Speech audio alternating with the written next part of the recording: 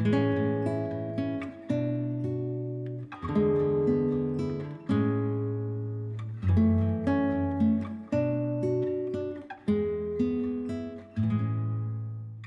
using 4 6-ounce salmon fillets with the skin on, but you can use no skin if that's what you prefer. For this recipe, I just really like the skin on because it gives it a little crunch. You're just gonna pat your salmon dry and then season with salt and pepper to taste. I used about half a teaspoon of salt and a 1/4 teaspoon of pepper just because the sauce has soy sauce, which has enough salt in it. You're gonna zest 1 medium orange or about a tablespoon of orange zest. I actually got this orange from my neighbor's tree with permission, of course. And the orange is so fresh, you can see the little citrus oil spritz when I zest it. I love what the orange does to this sauce, and I originally just thought about orange chicken, and hey, that actually would be a good addition to fish. So this is how I developed this recipe. You've got soy sauce and your onion and garlic powder, and it smells so good. Heat your pan on medium-high heat and melt down your butter. Once all the butter is melted, turn your heat to medium, and you're going to cook it for about 3 minutes or until the color is a golden brown. You don't want to burn the butter, you just want a browned butter. Add in about a teaspoon of olive oil, and then you're going to add in your garlic and ginger and saute for about a minute. Add your salmon face down, and normally I start with skin side down first, but the skin will crisp in the oven. You're going to cook this for about 4 minutes. Once the 4 minutes is done, flip them over and remove them from the pan and set aside. We're going to put those pan drippings to good use. Add in your sauce and scrape up all of those bits on the bottom of the pan. You're then going to add in your honey and let it simmer on low medium for about 3 to 4 minutes so all the flavors can mesh together. You'll see that your sauce has thickened up a bit, and you can add your salmon back to your pan skin side down and spoon over the sauce over each salmon piece. We're then going to finish cooking it in the oven in the broiler. You're going to broil it for 5 to 6 minutes and make sure your oven rack is at least 8 inches from the heat to prevent it from burning. And just like that, it's ready. Super quick and easy, right? And if your sauce evaporated a little too much, you can add about a tablespoon or 2 of water to your pan and give it a little shake, and that will revive your sauce. A little pro tip there. I like to also place an orange wedge and lemon wedge to serve, and you've got yourself a delicious, quick and easy meal. I served mine alongside some white rice and broccoli, which complemented the dish perfectly. The rice soaked up the sauce and the broccoli was nice and crunchy, and it was delicious. I cannot wait to dig into this.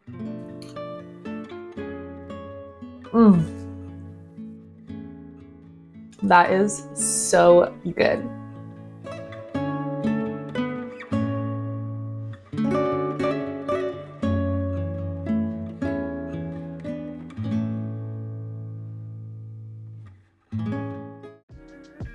I've got 1.5 pounds of cleaned and deveined shrimp. I like to pull the tails off just to make them easier to eat. And I'm going to season the shrimp with sesame oil, garlic powder, black pepper, and salt, and just give that a good mix and set aside. Let the shrimp marinate for a few minutes, and let's prepare the cucumber salad. I like to leave some of the skin on. I like the look of it, but it's totally up to you. And I'm using Persian cucumbers because they are nice and petite, but you can use a larger cucumber and just slice it in half before slicing. For the sauce, we've got soy sauce, rice vinegar, black pepper, sesame oil, and garlic powder. Give that a good mix, and then I like to top mine with some sesame seeds and then set that aside.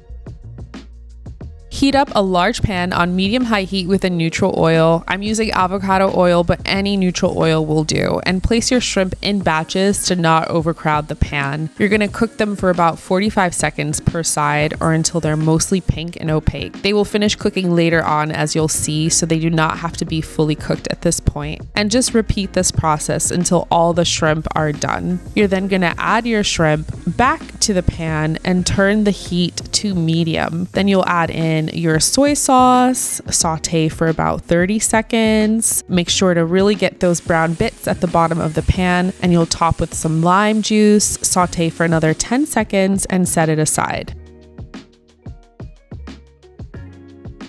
I am a sauce girl, and this sauce does not disappoint. We're starting off with some Kewpie mayo or whatever mayo you have on hand, some sweet chili sauce, soy sauce, garlic powder, and some fresh lime juice. Give it a stir, and that's what we're gonna use to top off our bowl. And now you can build your bowl however you like. I like to do jasmine rice. I top with my shrimp, my zesty cucumber salad, some pre-shredded carrots that I bought, some steamed edamame, bang bang sauce, some sesame seeds, and then I like to top it with some fresh cut green scallions. And if you got some avocado or crunchy onions, those are great too. Let's get a little shrimp. This looks so good.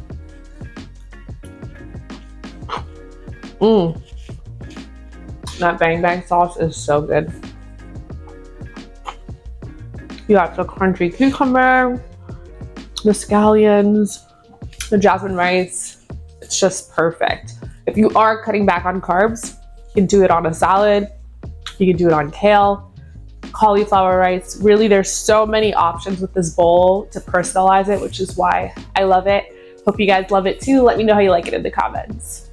Bon appetit!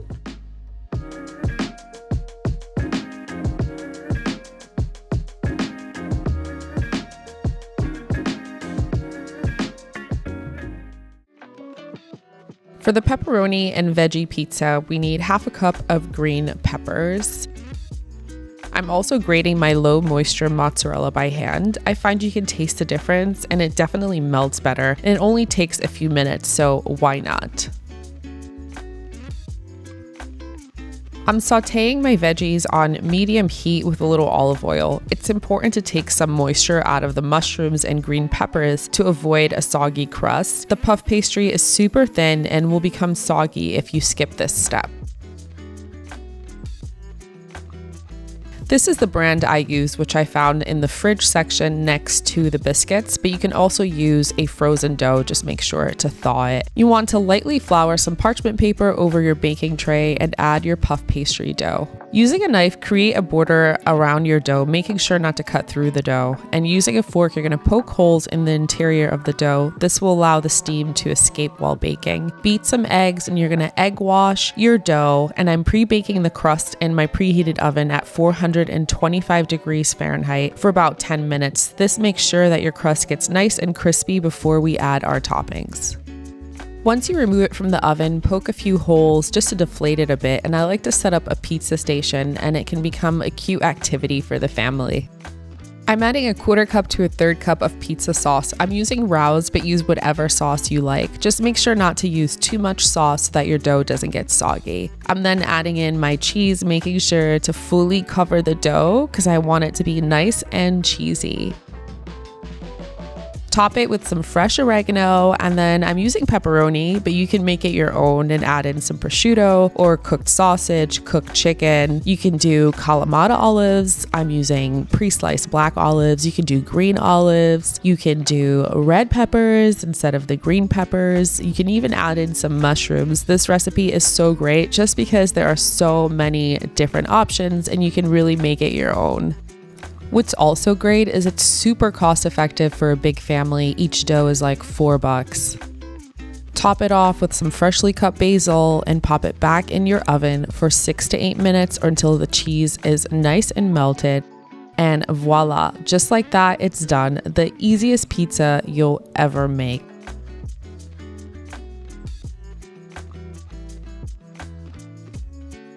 I love to use kitchen shears to cut my pizza, especially a thin crust pizza like this. It keeps everything nice and together, and I've seen them do it in Italy, so it's good enough for me. For our mushroom and arugula pizza, we're going to start by making our white sauce. Turn your heat to medium and melt down your butter. You're then going to add in your crushed garlic and saute for 30 seconds. Add in your flour and cook it down for 2 minutes to remove some of that flour taste. Slowly add in your milk and continue to whisk to avoid clumping. Add in salt and pepper, and I love to add in the garlic and herb boursin cheese, but I've done cream cheese as well, and that was good. Combine until it's fully incorporated, and then you'll turn off the heat and add in your freshly grated Parmesan. You will have some sauce left over, which is great for pasta, or you can make a nice chicken casserole. Our dough is ready, and we've got our little pizza station going if you want to make it a family affair. Start off with a 1/4 cup of your white sauce, making sure not to add too much sauce to avoid a soggy crust. And for our cheese, I've got my freshly grated mozzarella. And for this one, I'm also adding in some freshly grated fontina cheese. As I said previously, freshly grated cooks better, it melts better, and it really doesn't take that long to do. So why not just do it? Add in the sauteed mushrooms, and if you're just tuning in, I sauteed them in the previous video just to remove some of the liquid. You'll then top with some dry oregano and bake in your preheated oven for 6 to 8 minutes or until the cheese is nice and melted. You can eat it as is, but I highly recommend topping it with some fresh arugula. It helps you get some greens in, and I really love the peppery taste and the contrast with the flavors of this pizza. I like to add a little truffle oil, but totally optional, and I use kitchen shears to cut my pizza because it works best for a thin crust like this. And honestly, it is delicious as is. But guys, to take it to the next level, I'm telling you, this makes it so good, it's ridiculous. I like to top it with some fresh burrata, some freshly chopped basil, and a little balsamic glaze, and it's incredible. I hope you try it. Now let's dig in. I don't know which one I should try first. Maybe the pepperoni. It's still hot. Hopefully I don't burn my mouth.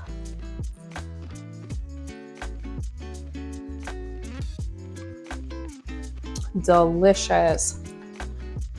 The fresh mozzarella, I think, really makes a difference. And I love me some olives. But honestly, my favorite is the one with burrata. I love fontina cheese, and I've got a blend of that in there with the truffle oil and the balsamic. It's so delicious.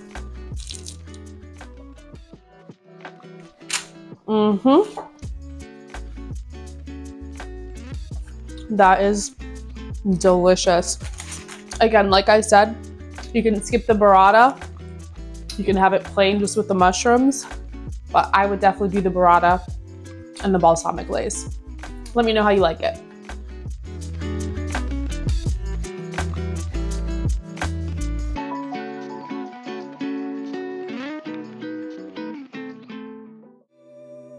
Bring a large pot of water to boil. Add in salt and the fettuccine and cook until al dente. Once done, make sure to reserve 1 cup of the pasta water.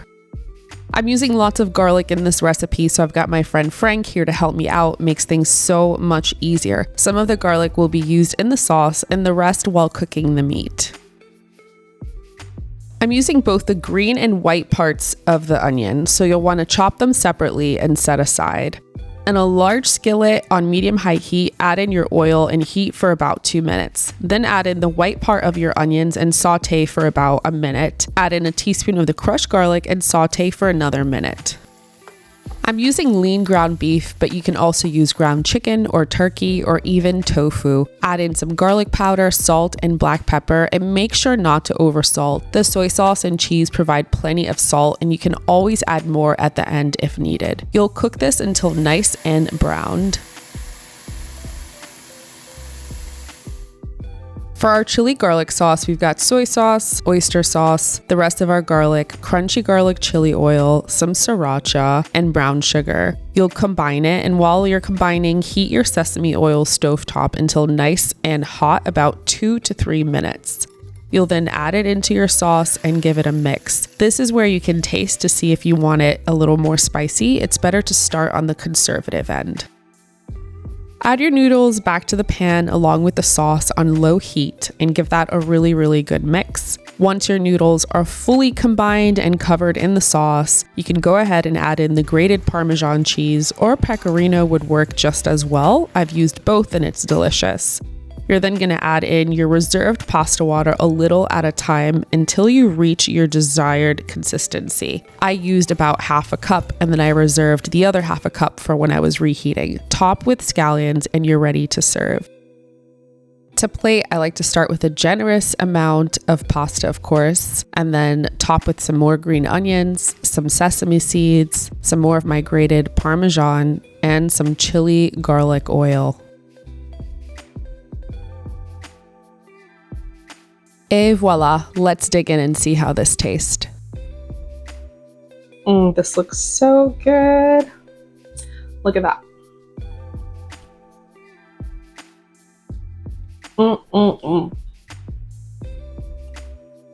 So delicious. It's just the right amount of spice.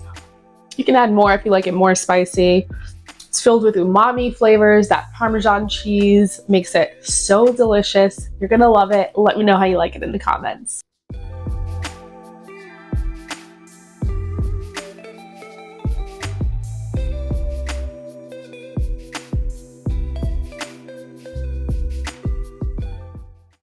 We're going to start with 1.5 pounds of flank steak, which I've cut into 4s.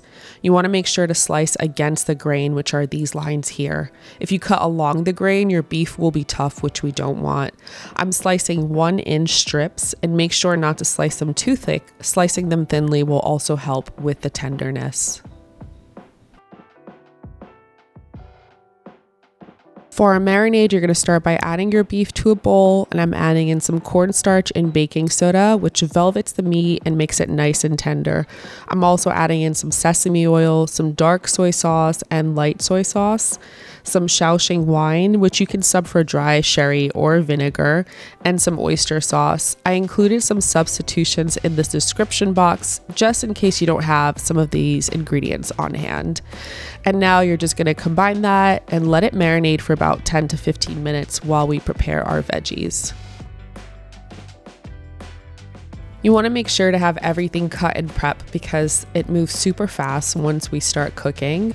For our veggies, I'm using 1 red pepper and cutting it into 1-inch strips. You can also use green pepper if you prefer, but I like the color it adds to the dish, and the sweetness of the red pepper is a good contrast to the saltiness.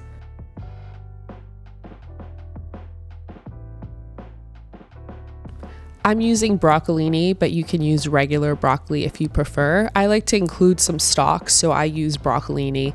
You can also sub it for Chinese broccoli if your market carries it. I really love the crunch that broccoli and broccolini adds to my stir fry. And you're just gonna add that in with your red peppers because we're gonna cook them together. And now for our stir fry sauce. We've got some oyster and hoisin sauce, some dark soy sauce and light soy sauce, and some low sodium beef broth. Combine and set that aside, and let's get started.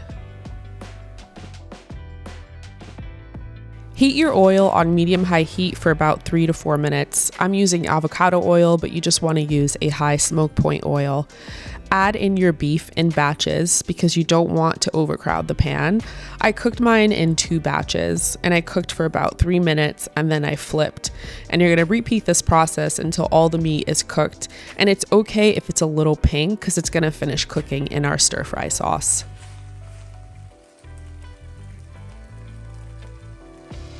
Remove your beef and then add in your ginger and garlic and saute for about 30 seconds. And you're going to quickly add in your veggies so that the moisture prevents the garlic and ginger from burning. Since I'm using 2 hard vegetables, I'm cooking them together. But if you're using mushrooms or leafy greens, you would start with the harder veggies or the veggies that take longer to cook and then add in your softer veggies. I cooked these for about 4 minutes and then I added my beef back in and my sauce and my cornstarch slurry, which helps thicken the sauce. Combine and let that simmer on medium heat for about 2 minutes or until the sauce thickens a bit. Remove it from the heat and you can top with some sesame seeds or scallions and you're ready to serve. I plated mine over some steamed jasmine rice, but you can even use cauliflower rice if you're minding your carbs. And I like to top it with a little more sesame seeds and you are ready to go. All right, let's try this bad boy. Let's get some broccoli, a little beef. Let's do it. A little rice. You can hear that crunch from the broccoli. So good. Let's try these red peppers. They kept their crisp nicely.